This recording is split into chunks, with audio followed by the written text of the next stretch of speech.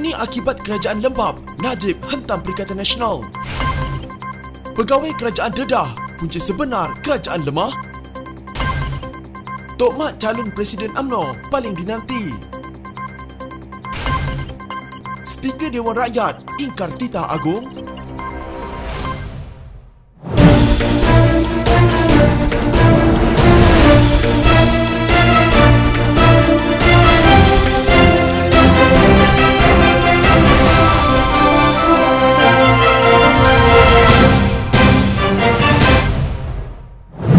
Rakyat mungkin berdepan tempoh Perintah Kawalan Pergerakan PKP 3.0 lebih lama berbanding sebelum ini hasil daripada keegoan dan tindakan lembab Putrajaya untuk menutup sekolah lebih awal, kata Najib Razak. Bekas Perdana Menteri dalam catatan di Facebook berkata, tanda awal penularan wabak penyakit berbahaya semakin parah jelas kelihatan pada awal April apabila kadar kebolehjangkitan sudah melepasi paras neutral 1.00. Bagaimanapun, Menteri Perikatan Nasional masih tidak mengambil sebarang tindakan untuk mengawal penularan walaupun pada 26 April, Kementerian Kesihatan sudah mendedahkan lebih 23,000 murid dijangkiti virus itu sejak sekolah dibuka semula selepas PKP 2.0 tamat. Malah sebulan sebelum raya, negara sudah mencatatkan sekitar 20,000 kes baru dalam tempoh seminggu. Bagaimanapun, ia masih tidak membuka mata kerajaan pusat untuk mengambil sebarang tindakan proaktif. Lebih sebulan sebelum raya, tak mahu buat, dan masuk raya, baru mereka buat. Hasil dari ego dan tindakan lembab kerajaan, seluruh negara menghadapi PKP 3.0 yang mungkin jauh lebih lama tempohnya berbanding PKP 1.0 dan PKP 2.0. Katanya, Najib berkata walaupun kerajaan belum mengakui kluster pendidikan sebagai punca utama penularan lebih teruk ketika PKP 3.0, beliau yakin ia antara pencetus utama wabak penyakit berbahaya menular begitu pantas dalam komuniti. Begitu jelas dan logik, tapi Menteri Perikatan Nasional buat-buat tak tahu mana mungkin 23,000 orang murid yang disahkan positif bukan satu risiko penularan yang besar. Akhirnya sebulan kemudian, selepas tanda awal jelas kelihatan, kerajaan umum PKP 3.0 secara menyeluruh pada 10 Mei dan akhirnya sekolah ditutup untuk beralih ke online learning. Katanya sekolah antara tempat paling berisiko penularan wabak penyakit berbahaya kerana terdapat kesukaran untuk murid mematuhi SOP. Mereka yang terjangkit pula biasanya tidak menunjuk sebarang gejala dan sukar untuk dikesan. Demam pun tak ada, tapi masih boleh menjangkiti orang ramai termasuk ibu bapa serta orang tua di rumah. Berapa juta rakyat biasa yang bukan dalam golongan taikun kilang disusahkan dan berapa jumlah yang maut secara sia-sia akibat ini. Harap kerajaan akan mengambil iktibar daripada kejadian ini supaya tidak berulang, katanya. Pada 26 April, Menteri Kanan Pendidikan Razzie Jidin mengumumkan sesi pembelajaran selepas cuti Aidilfitri akan diteruskan dengan pengajaran dan pembelajaran di rumah PDPR selama 2 minggu bagi menggantikan sesi bersemuka di sekolah. Beliau berkata, sesi pembelajaran itu bermula 16 hingga 27 Mei bagi sekolah kumpulan A, sekolah di Johor, Kedah, Kelantan dan Terengganu, dan 17 hingga 28 Mei bagi sekolah kumpulan B, sekolah di Perlis, Pulau Pinang, Perak, Selangor, Negeri Sembilan, Melaka, Pahang, Sabah, Sarawak, Kuala Lumpur, Labuan dan Putrajaya. Keputusan itu dibuat bagi mengelak risiko jangkitan wabak penyakit berbahaya di sekolah selepas cuti persekolahan bagi meraihkan Aidilfitri pada 7 hingga 15 Mei bagi sekolah kumpulan A dan 8 hingga 16 Mei bagi sekolah kumpulan B.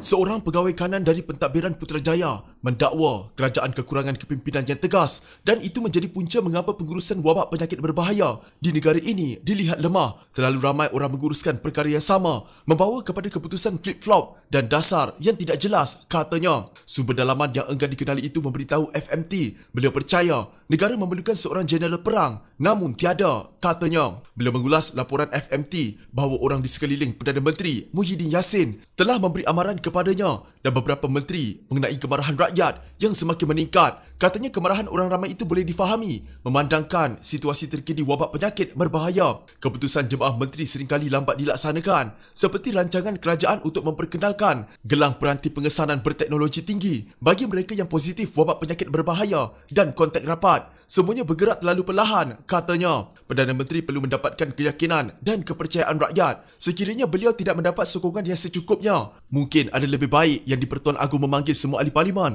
dan mencari kata sepakat untuk membentuk kerajaan sementara. Katanya negara kini memerlukan kerajaan yang kuat yang akan menyusun semula parlimen. Tambahnya, beberapa ahli politik termasuk seorang pemimpin UMNO dan seorang bekas Perdana Menteri juga sudah merancang kemungkinan membentuk kerajaan sementara untuk mentadbir negara sebelum pilihan raya umum berikutnya. Saya faham mereka sudah mengumpulkan pasukan mereka. Bagaimanapun, reformasi politik yang serius diperlukan dalam jangka. Rakyat perlukan calon yang berkebolehan dan bukannya parti politik. Sebaliknya, calon yang profesional dan pakar. Kita perlu membenarkan ahli parlimen bebas untuk membentuk blok yang cukup besar bagi memerintah tanpa terikat atau dikuasai parti politik, katanya.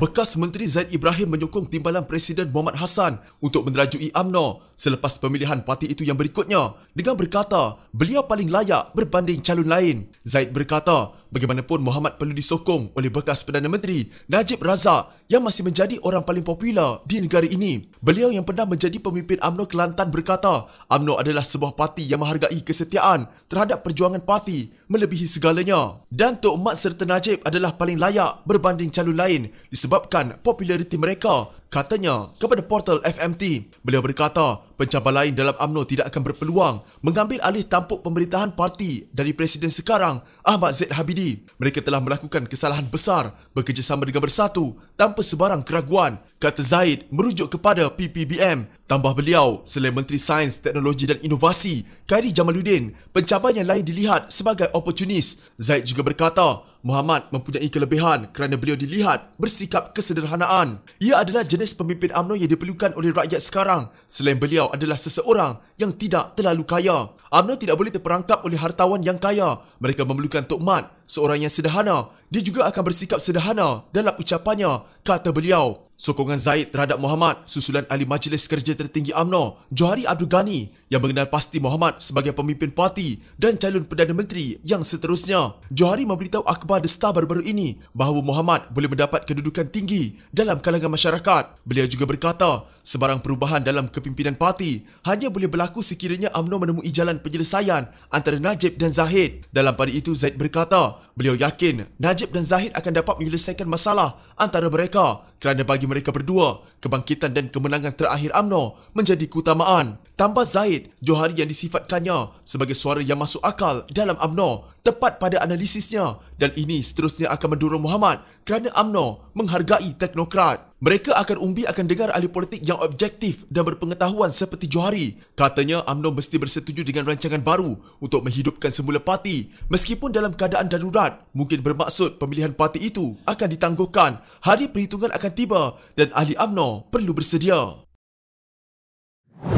Speaker Dewan Rakyat Azhar Harun digesa menggunakan kuasa perlembagaannya dan menyatakan Parlimen boleh dan perlu segera bersidang. Ahli Parlimen Lembah Pantai Fahmi Fazil berkata, kuasa Ketua Badan Perundangan itu adalah setara dengan Perdana Menteri yang memimpin kerajaan dan Ketua Hakim yang mengetuai Badan Kehakiman. Dalam pengertian ini menjadi tanggungjawab seorang speaker untuk mempertahankan Parlimen dan dengan terbuka meminta Perdana Menteri untuk menasihati Yang di-Pertuan Agong memanggil Parlimen untuk bersidang ketika darurat sedang berkuasa. Saya sedih kerana speaker seolah tidak bersama kita dalam memastikan nasihat Yang di-Pertuan Agong dipatuhi, katanya merujuk kepada kenyataan Istana Negara pada Februari lalu. Kenyataan itu yang dikeluarkan oleh pengelola Bijaya Diraja Ahmad Fadi Syamsuddin berkata Parlimen boleh bersidang semasa tempoh darurat berkuat kuasa pada suatu tarikh yang difikirkan sesuai oleh baginda atas nasihat Perdana Menteri. Beliau berkata tanggapan sesetengah pihak bahawa pelaksanaan proklamasi darurat menghalang Parlimen untuk bersidang adalah tidak tepat. Ahli Parlimen Klang Charles Santiago berkata Azhar perlu menggunakan kuasanya sebagai speaker untuk meyakinkan Perdana Menteri memanggil semula Parlimen. Speaker perlu memberitahu Perdana Menteri bahawa keadaan telah berubah. Terlalu banyak flip-flop. Parlimen digantung kerana wabak penyakit berbahaya. Tetapi sekarang, jumlah kes dan kematian melonjak. Rasional untuk menggantung Parlimen tidak lagi terpakai. Speaker perlu bertegas dan melaksanakan tanggungjawabnya, katanya. Azhar baru-baru ini menjelaskan kenyataan yang dibuatnya pada Januari berhubung jawatan kuasa khas dan bebas boleh meneruskan mesyuarat ketika sidang Parlimen digantung. Beliau berkata, ordinan darurat yang menggantung Parlimen juga meliputi mesyuarat jawatan kuasa pilihan. Saya tidak boleh melanggar undang-undang itu, katanya.